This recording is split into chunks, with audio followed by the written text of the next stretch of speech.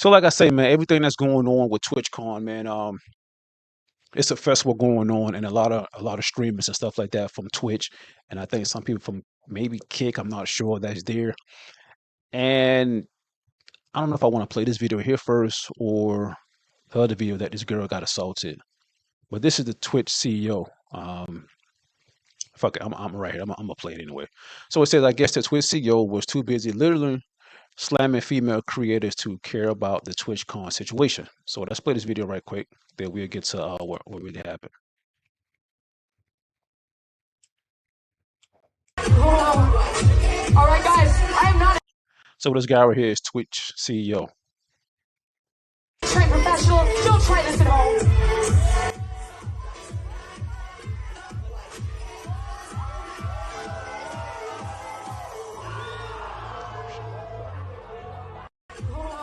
He might drop her on her neck. Damn, it's crazy. Let me see if I can pull it up right quick. Okay, so this is the video right here. That she got assaulted by some random fan or guy. I don't know who the freak he was, but so this random guy just walked up and she was talking to somebody else, man. But let's play it right quick.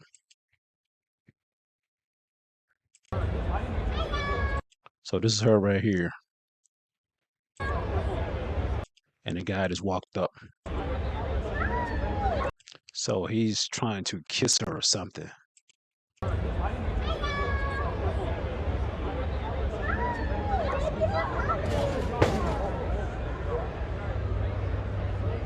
Whoa.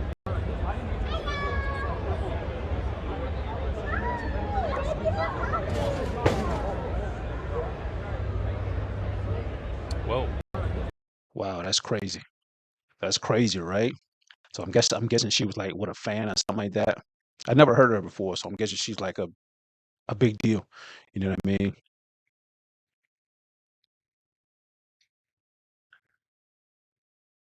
So let's play her response of what really happened or whatever. And I'm really upset because I noticed a lot of negligence around the event and I'm not happy with the way that they're handling it now. And I'm like, what do you mean? She's like, well, I asked them, like, what are they gonna do about this? And you know what they said initially? They said, oh, well, he's banned from the platform for 30 days.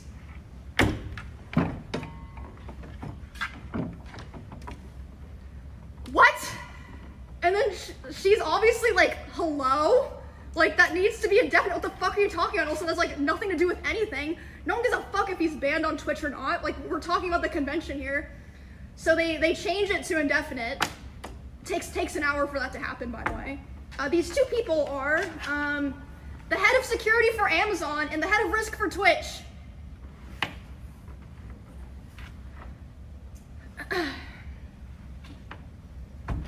Also, later the same night, I'm not gonna drop names here because I wasn't there, so I didn't see it, but I had multiple people tell me that key Twitch representatives last night were out partying. So she got assaulted, and the security guards, they didn't really do anything. You know what I mean? So the guy was banned, they say, for 30 days, and now he's banned for indefinite. A situation like that right there, man. Hold on, let me call that security. Let's see what she said. Basically, my friend was present, told me Twitch security. Okay, this is her saying something again. My friend who was present told me Twitch security were also behind the booth afterwards, joking about how they didn't even see what happened and immediately laughing and moving on to talking about something else. So if no one was checking if I was okay or if I needed anything, and they let the guy run away initially. I have no idea what anyone hired to keep the event safe was doing. LOL.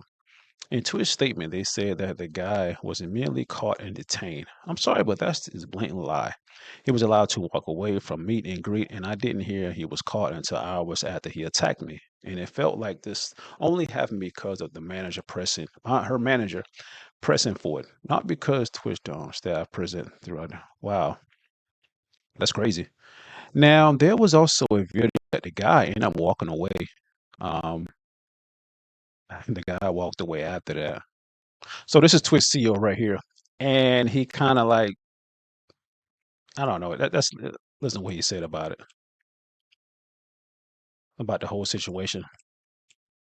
And others. Obviously, we saw one Twitch streamer yesterday, Emiru, get assaulted by a male fan, and a lot of streamers have, especially female streamers, have talked about, the danger that they feel from these sort of toxic, I guess, parasocial kind of creeps. What are you guys doing to prioritize safety? Because I know also a bunch of Twitch content creators said that they were too scared to even come to TwitchCon this year, just in case something like what happened yesterday would happen. The safety of our creators is the top priority. The challenge we face is a challenge in today's society. It's not limited to Twitch. It extends throughout our society. I do think that when you're live streaming, in many ways, since you control your community and you can ban people, you can make it so that those people that you don't want engaging with you and participating with you aren't there. Okay, it's very different. When I use other short form content and people say all sorts of stuff, well, I can't stop that. But when I live stream, they basically don't bother me. Now, what happened yesterday obviously was something that we care deeply about, securing this environment. We're looking very closely at everything that happened there, and I care deeply about Emmy. She's a friend of mine, and so I want to see how we can support her. This is just something we have to keep working on. I think everyone identifies our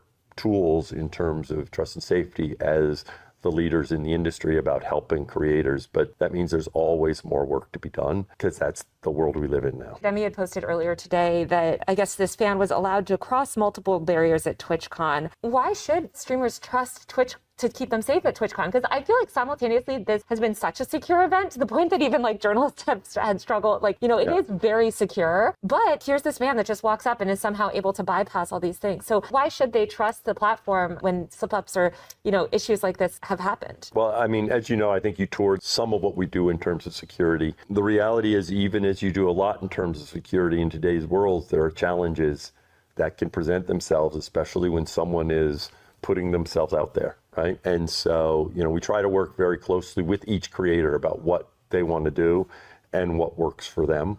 Right. So I don't want to get into any, specifics or details, but part of that is working with creators and, trying to find them. Right now, we're definitely, ramping it up to make sure creators know that we have the resources there to help them figure out what's right for them.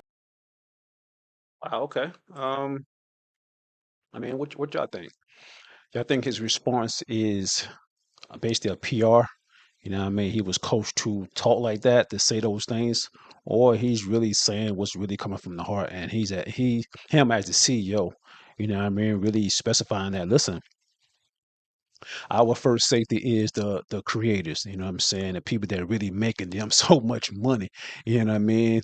I don't know, I've never been in one of those events before, this is my first time streaming on a streaming service, so I can't really say how big it is and how much security and stuff they have, so I can't really say that, but I must say that this is a big event, and there are some streamers that are multimillionaires, and I'm not blaming the streamers, but it's like, okay, you're a multimillionaire, you have your own booth, a lot of fans coming to flock to you to see you take a picture. You kind of should have your own security also, at least one or two guys, even though you have a cameraman and maybe assistant, maybe you should have your own security also, but I also put some blame on the CEO also, but then again, the CEO, he's not really going to take all the full blame. The blame is really going to be on the security guards and whoever the company is they hired to secure that facility, and celebrities and other creators and stuff like that. You know what I mean? So security should have been better, in that situation, because that was a very dangerous situation. You know what I mean? Especially what's going on in society nowadays. That you can be sitting on a damn stage talking, and next thing you know, you could be shot. Luckily that didn't happen there, but I'm just saying that you have a big 6 tall guy up there coming to a little woman like that and just trying to hug and kiss her, which was crazy. You know what I mean? So I'm glad nothing really happened too serious, but that was a scary situation, man. So we're gonna see what happened next, man. Oh, so this is the guy right here. He walked away. Okay. So after that situation happened, he walked away. So nobody stopped him, nobody touched him, nobody grabbed him, nobody even asked him any questions. He was able to walk away. You know what I mean? Which is crazy.